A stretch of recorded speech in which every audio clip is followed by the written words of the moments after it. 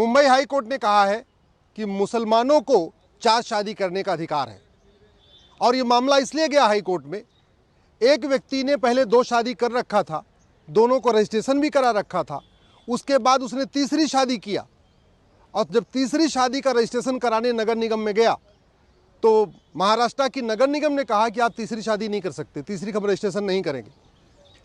उस नगर निगम के आदेश के खिलाफ वो व्यक्ति मुंबई हाई कोर्ट गया और मुंबई हाई कोर्ट ने कहा कि शरीयत एक्ट में 4 शादी अलाउ है और जो महाराष्ट्र का कानून है जिसके अंतर्गत रजिस्ट्रेशन किया जाता है उसमें एक से ज़्यादा शादी का रजिस्ट्रेशन नहीं कर सकते, ऐसा कोई बार नहीं है, ऐसा कोई प्रतिबंध भी नहीं है। हाई कोर्ट ने नगर निगम को बोला है कि आप जो उनका रिप्रेजेंटेशन है उस पर निर्णय करिए और हाई कोर्ट ने यह भी कहा कि जब आप दूसरी शादी का रजिस्ट्रेशन कर सकते हैं तो तीसरी का आप क्यों नहीं कर सकते।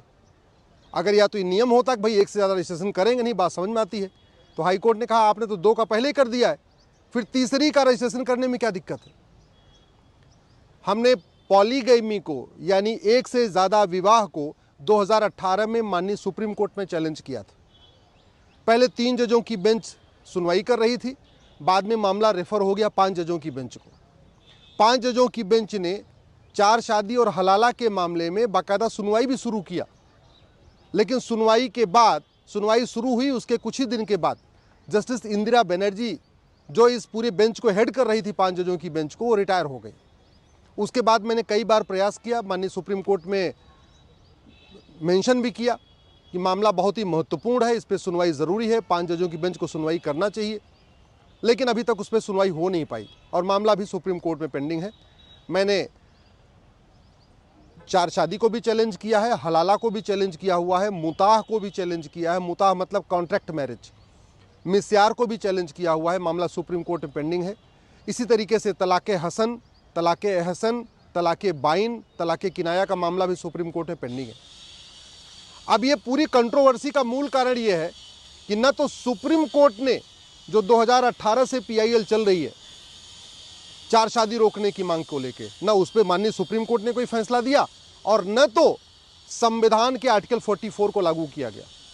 आर्टिकल 44 कहता है कि देश में एक समान नागरिक संहिता होगी, सबके लिए एक कानून होगा। सबके लिए एक कानून, समान नागरिक संहिता का मतलब शादी विवाह की जो मिनिमम एज होगी सबके लिए एक समान होगी। यूनिफॉर्म सिविल कोड का मतलब ग्राउंड्स ऑफ डिवोर्स और प्रोसीजर ऑफ डिवोर्स सबके लिए एक समान होगा।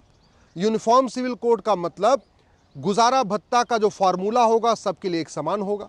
यूनिफॉर्म सिविल कोड का मतलब माता पिता की देखभाल का अधिकार सबको एक समान होगा। यूनिफॉर्म सिविल कोड का मतलब विरासत का सबको एक समान अधिकार होगा, वसीयत का सबको एक समान अधिकार होगा और एक पति एक पत्नी का नियम सब पे लागू होगा। आज की डेट में चाहे हिंदू हो, जैन हो, बौद्ध हो, सिख हो, ईसाई हो, बहाई हो, यहूदी हो, कोई भी अगर एक से दूसरी शादी कर ले तो उसको 7 साल की सजा होगी। लेकिन 1937 का जो शरीयत एक्ट है जिसको अंग्रेज़ों ने बनाया था, बिना प्रॉपर किसी कंसल्टेशन के बनाया था, जो संविधान के बिल्कुल विपरीत है, क्योंकि संविधान तो 1950 में लागू हुआ और शरीयत एक्ट अंग्रेज़ों ने बनाया 1937 में। उस 1937 में पूरी तरीके से वो पुरुषों के पक्ष में है। 1937 का जो शरीयत एक्ट है, जिसको मुस्लिम्स बार बार कहते हैं हमको शरिया चाहिए और हम शरीयत से चलेंगे। शरीयत से चलने की बात जो मुस्लिम्स करते हैं तो शरीयत से चलने का मतलब 1937 वाले शरीयत एक्ट से चलेंगे। उनको अंग्रेजों वाला कानून चाहिए, उनको संविधान नहीं चाहिए।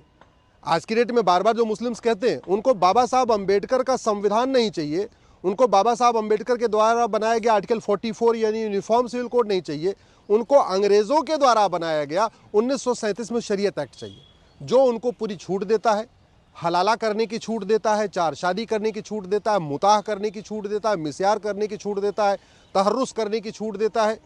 1937 का शरीयत उनको ट्रिपल तलाक करने की भी छूट देता था, लेकिन चलिए अब तो वो बंद हो गया, 3 तलाक बंद हो गया। लेकिन इसके बावजूद 4 तरीके का तलाक चल रहा है, तलाक़े हसन चल रहा है, तलाक़े एहसन चल रहा है, तलाक़े बाइन चल रहा है, तलाक़े किनाया चल रहा है। और इसका समाधान 2 ही जगह से निकलेगा, या तो सुप्रीम कोर्ट से निकलेगा या तो संसद से निकलेगा। या तो सुप्रीम कोर्ट 5 जजों की बेंच बनाए और तत्काल इस पर सुनवाई करे, जिसकी अभी संभावना कम दिख रही है, क्योंकि जस्टिस जो चंचूड़ साहब थे उनका कार्यकाल लंबा था, उनके एक पास मौका था कि वो 5 जजों की बेंच बना के इस मामले की सुनवाई कर लेते, उन्होंने किया नहीं। इसके बाद जितने भी चीफ जस्टिस आने वाले हैं वो सब 6-6 महीने या मैक्सिमम 1 साल के लिए आने वाले, वो उस पर करेंगे कि नहीं करेंगे वो बाद की बात है। लेकिन मेरा ये मानना है कि सरकार को तत्काल यूनिफॉर्म सिविल कोड का ड्राफ्ट बनाना चाहिए, आने वाले संसद सत्र में यूनिफॉर्म सिविल कोड लागू करना चाहिए। जब हम बार बार कहते हैं कि न बाइबल से न कुरान से भारत चलेगा संविधान से, तो संविधान का तो मतलब ही होता है संविधान, सबके लिए एक समान विधान, यानी एक देश एक विधान। एक देश एक विधान का मतलब one nation one civil code. जो भी अधिकार हो वो देश की सभी बहन बेटियों को एक समान हो। जो भी अधिकार हो, जो हिंदू की बेटी का अधिकार हो वही मुस्लिम की बेटी को अधिकार मिलना चाहिए, वही पारसी को, वही ईसाई। इस पर्सनल लॉ के कारण जो 1872 का क्रिश्चियन मैरिज एक्ट है उसके कारण मुस्लिम क्रिश्चियन बेटियां परेशान हैं। जो 1936 का पारसी मैरिज एक्ट है उसके कारण पारसी बेटियां परेशान हैं। जो 1937 का शरीयत एक्ट है उसके कारण मुस्लिम बेटियां परेशान हैं। हिंदुओं में कोई ज़्यादा दिक्कत इसलिए नहीं है कि जो हिंदू मैरिज एक्ट बना वो संविधान लागू होने के बाद बना। बाकी पारसी मैरिज एक्ट 1936 में बना, संविधान लागू होने से पहले। शरीयत एक्ट मुसलमानों का 1937 में बना, संविधान लागू होने से पहले। क्रिश्चियन मैरिज एक्ट 1872 में बना, वो भी संविधान लागू होने से पहले। तो अंग्रेज़ों ने जो कानून बनाए वो पूरी तरीके से पुरुषों के फेवर में बनाए, उसमें महिलाओं के लिए कुछ नहीं रखा है, महिलाओं के लिए कुछ है ही नहीं उसमें, पूरी तरीके से वन साइडेड है, वो इक्वलिटी के बेस पे नहीं है।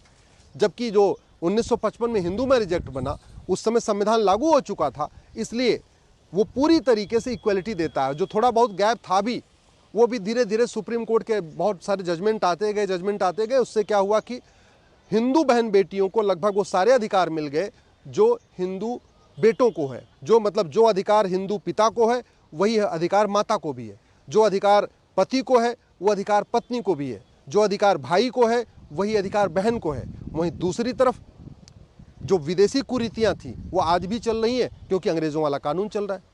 जो भारत में कुरीतियाँ आई उसके खिलाफ कानून भी बना, सती प्रथा के खिलाफ कानून बना, छुआछूत के खिलाफ कानून बना और कानून बने। लेकिन जो विदेशी कुरीतियाँ थी, चाहे वो क्रिश्चियन में विदेशों से आई या मुस्लिम्स में विदेशों से आई या पारसियों में विदेशों से आई, वो विदेशी कुरीतियों के खिलाफ आज तक कानून नहीं बना और उसका समाधान है यूनिफॉर्म सिविल कोड। बहुत लंबी चर्चा हुई थी। 23 नवंबर 1948 को यूनिफॉर्म सिविल कोड के ऊपर संविधान सभा में बहुत लंबी चर्चा हुई, सबने अपनी अपनी राय रखी और उसके बाद डॉक्टर अंबेडकर ने कहा कि मजहब के आधार पर विभाजन हो चुका है, अब मजहब के आधार पर कोई नियम कानून नहीं चलेगा। और दुर्भाग्य है आज भी भारत में मजहब के आधार पर विभाजन हुआ। भारत में संविधान में सेकुलर शब्द भी जोड़ दिया, संविधान में ये भी कहते हैं सबके लिए समान अधिकार रहेगा, सबको इक्वल राइट मिलेगा। लेकिन आज भी पर्सनल लॉ के कारण भेदभाव चल रहा है। पर्सनल लॉ के कारण मुस्लिम बेटियों के साथ भेदभाव हो रहा है, पर्सनल लॉ के कारण क्रिश्चियन बेटियों के साथ भेदभाव हो रहा है, पर्सनल लॉ के कारण पारसी बेटियों के साथ भेदभाव हो रहा है। और इसका समाधान एक ही है कि यूनिफॉर्म सिविल कोड सरकार तत्काल लागू करे।